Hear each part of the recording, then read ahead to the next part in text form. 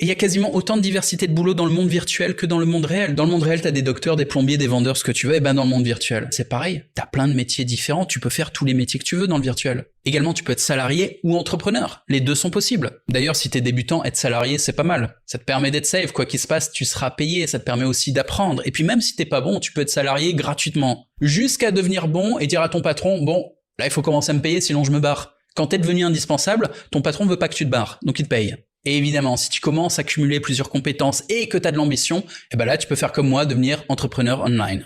Du coup, c'est quoi tes options? Je vais t'en présenter 7. Déjà, une petite liste de ce que tu peux faire en tant qu'employé. Tu peux être designer, monteur, rédacteur, closer. Closer, c'est quand tu as un client au téléphone ou en call visio et que tu lui fais de la vente en tête-à-tête. Tu peux être media buyer, ça veut dire faire de la pub et acheter de l'espace publicitaire. Tu peux également être community manager, développeur, administrateur, faire la compta, tout ça, faire du support service ou même être assistant virtuel. Et maintenant, on commence la liste en tant qu'entrepreneur.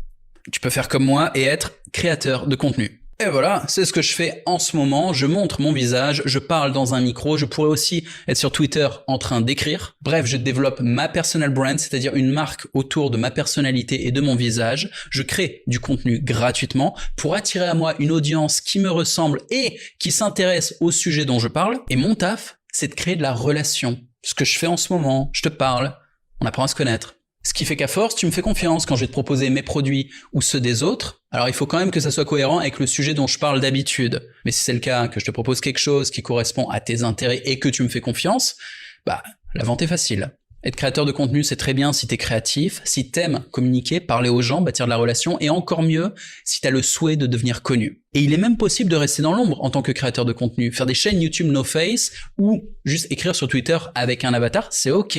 Par contre, t'es obligé de communiquer avec les gens. Si t'aimes pas parler à des humains, faut pas être créateur de contenu. Parce que même si tu réponds pas aux gens, faut les écouter. Sinon ton contenu ne les intéressera pas. Il sera pas cohérent avec leurs attentes, avec leurs besoins.